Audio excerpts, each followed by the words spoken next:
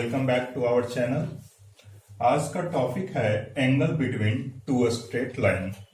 ठीक है, तो पिछले वीडियो में मैं बताया था कि लाइंस का इक्वेशन क्या होता है, डिफरेंट फॉर्म ऑफ इक्वेशन क्या होता है, और स्लोप के बारे में बताया था कि स्लोप क्या होता है कोई भी लाइन का।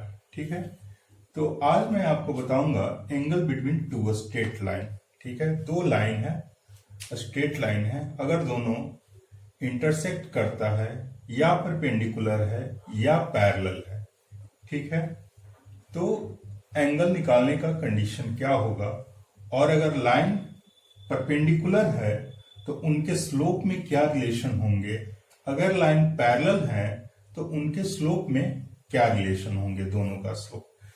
मान लीजिए कि कोई स्ट्रेट लाइन है जिसका जो a1x plus b1y plus c1 है, ठीक है, इज इक्वल टू 0। ये आपका एक स्ट्रेट लाइन है। और दूसरा स्ट्रेट लाइन है a2x plus b2y plus c2 is equal to 0। ठीक है, तो अगर ये दोनों स्ट्रेट लाइन पैरेलल हैं तो इनके स्लोप में क्या रिलेशन होगा, इन दोनों लाइन के स्लोप में क्या रिलेशन होगा। परपेंडिकुलर है तब इन दोनों के लाइन में स्लोप में क्या रिलेशन होगा, और अगर ना परपेंडिकुलर है और ना ही पैरेलल है, इंटरसेक्ट करते हो तो उनके स्लोप में क्या रिलेशन होगा। जैसे मान लीजिए कि ये जो स्ट्रेट लाइन है इसका स्लोप आपको लिखना है, मान लीजिए ये m1 है, ठीक है, और ये जो लाइन है इसका स्लोप m2 है, ठीक है।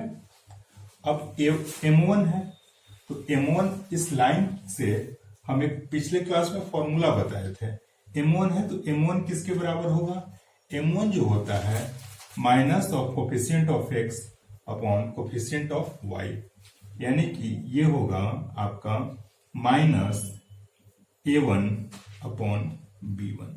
ठीक है, दूसरा है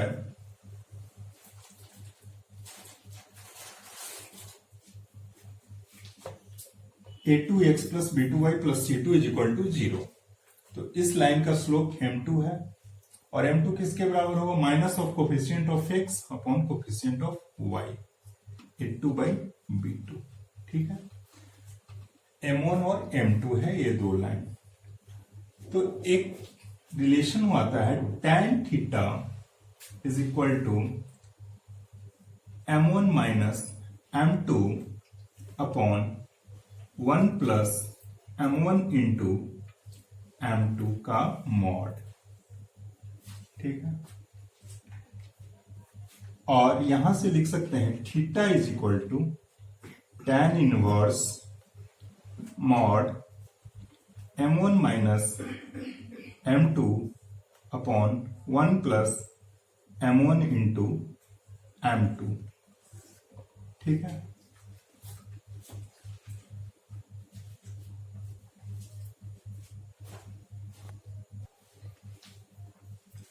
तो ये जो थीटा निकला मतलब दो लाइन जो है अगर इंटरसेक्ट करते हो तो उनके बीच का जो एंगल क्या होगा वो निकला। ठीक है, मान लीजिए कि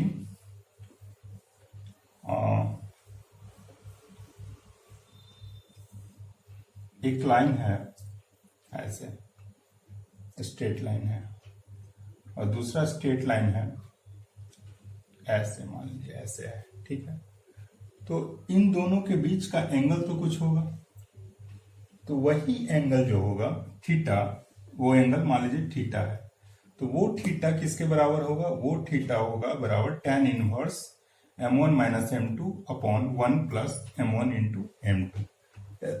लिख सकते हैं tan theta is equal to m1 minus m2 upon 1 plus m1 into m2। ये कब होगा, जब ये इंटरसेक्ट करेगा, यानी कि ना तो पैरेलल होगा ना तो परपेंडिकुलर होगा। ठीक है, अब मान लीजिए कि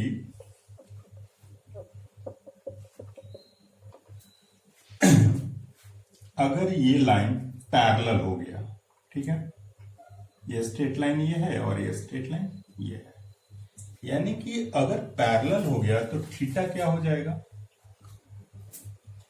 अगर दो लाइन के बीच में एंगल जो है 0 डिग्री हो गया तो tan थीटा क्या होगा, 0 होगा।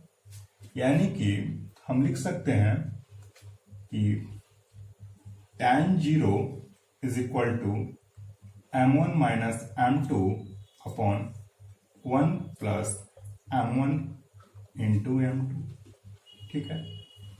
अब ये tan 0 0 होता है, यानी कि ये वाला इधर का वैल्यू 0 हो गया। तो अब आपको ये तो 0 आपका हो नहीं सकता है, ये तो 0 हो नहीं सकता, क्योंकि ये 0 होगा तो ये वैल्यू इन्फिनिटी आ जाएगा। तो आपका ये वैल्यू कौन सा 0 होगा, ये वाला वैल्यू 0 होगा। यानी कि m1 माइनस इधर मिटा देता हूं मैं, m1 minus m2 is equal to 0।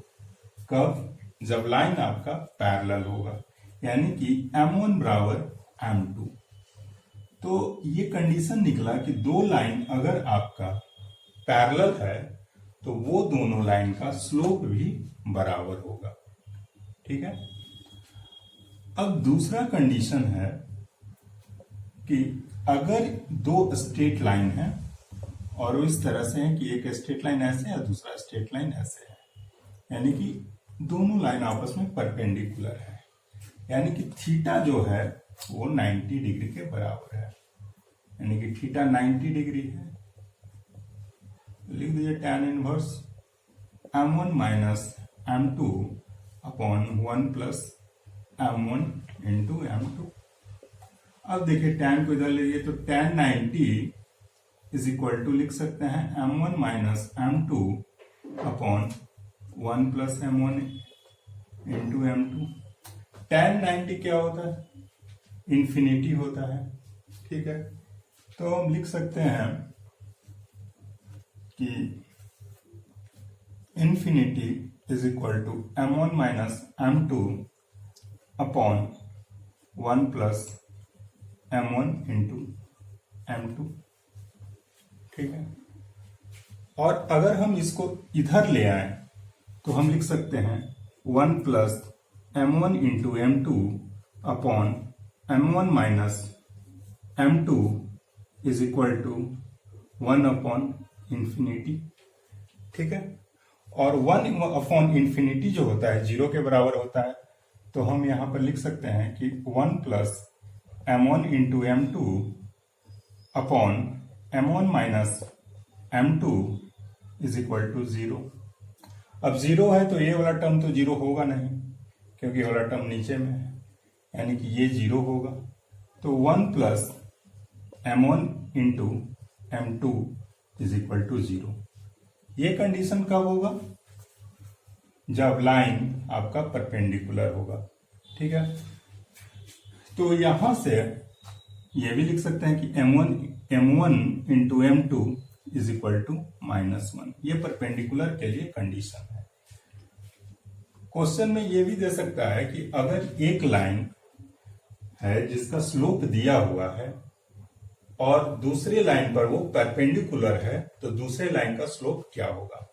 मान लीजिए कि ये लाइन है जिसका स्लोप m1 है और वो आपको मालूम है, और दूसरा लाइन जो है जिसका स्लोप m2 है, ये वाला लाइन इस पे परपेंडिकुलर है, तो m2 क्या होगा ये इस रिलेशन से निकाल लेंगे।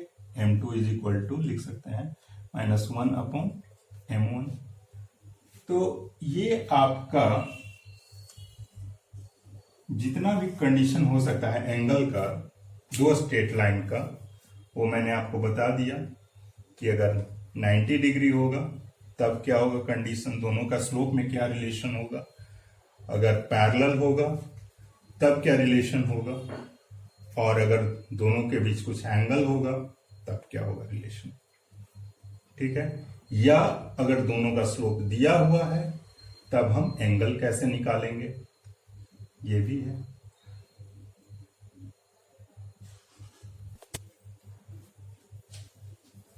अच्छा, एक चीज और मैं बता रहा हूं, जैसे आप देख करके कैसे पता करेंगे कि वो दो इक्वेशन लिखा हुआ है तो वो लाइन पैरेलल है या परपेंडिकुलर है या पैरेलल परपेंडिकुलर है कि नहीं। जैसे मान लीजिए कि कोई इक्वेशन है स्ट्रेट लाइन का ax plus B Y plus C one is equal to 0 और दूसरा है ax plus B Y plus C two is equal to 0। So इनका अगर m1 निकालेंगे तो आएगा आपका minus of coefficient of x यानी कि माइनस ए बाई बी, और इसका m2 निकालेंगे तो ये भी आएगा माइनस ए बाई बी। यानी कि अगर दोनों में ये वाला चीज अगर मैच कर रहा है, सेम टू सेम लिखा हुआ है, इसका मतलब है कि दोनों लाइन पैरेलल है, यानी कि दोनों का m1 और m2 बराबर, दोनों लाइन का स्लोप बराबर है और ये लाइन पैरेलल होगा। ठीक है, परपेंडिकुलर रहेगा तो कैसे पहचानेंगे? तो उसके लिए है कि अगर ax प्लस कोई लाइन by प्लस c1 जो फर्स्ट लाइन है उसका ये इक्वेशन है, और मान लीजिए कि दूसरी लाइन का जो इक्वेशन है वो है bx minus ay plus c2 is equal to 0। तो ये लाइन, सॉरी यहां पर नहीं ठीक है। सो अगर ये रहेगा इस टाइप से, मतलब इसमें जो कोफिशिएंट था x का और y का वो इंटरचेंज हो और किसी एक में माइनस हो, आइदर y में माइनस हो आइदर x में माइनस हो, किसी एक में माइनस हो। ठीक है, तो वो लाइन आपका परपेंडिकुलर होगा, क्योंकि अगर इनका m1 आप स्लोप निकालिएगा तो आ जाएगा माइनस ए बाई बी, और इनका अगर स्लोप निकालिएगा m2 तो ये आ जाएगा आपका b बाई ए, और यहां से आप m1 इंटू m2 अगर करिएगा तो आपका आ जाएगा -1। ठीक है, और ये c1 c2 से कोई लेना देना नहीं है, क्योंकि अगर ग्राफ से आप देखिएगा तो आपको मैं बता रहा हूं, जैसे c1 c2 का क्या मतलब है। c1 c2 का मतलब है इंटरसेप्ट वो कितना बड़ा आ रहा है। तो मान लीजिए कि कोई एक लाइन है वो ऐसे है, ठीक है, तो वो इंटरसेप्ट मान लीजिए कि y एक्सिस पे इतना बनाया, ठीक है, और ये मान लीजिए कि c2 है।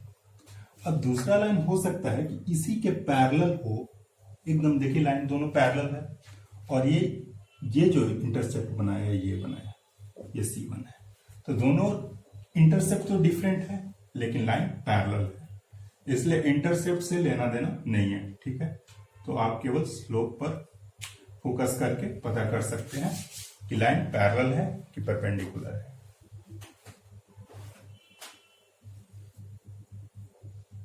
आई होप ये वीडियो आपको अच्छा लगा होगा, और नेक्स्ट वीडियोस में हम लोग कोऑर्डिनेट का प्रॉब्लम सॉल्व करेंगे, जितने भी टफ प्रॉब्लम्स है वो सॉल्व करेंगे, और जो नॉर्मली आता है अच्छे एग्जाम्स में, कॉम्पिटिटिव एग्जाम में, वो सॉल्व करेंगे। और अगर ये वीडियो आपको अच्छा लगा, काइंडली सब्सक्राइब करें, लाइक करें, शेयर करें अपने फ्रेंड्स के साथ, and keep watching, and thank you for watching.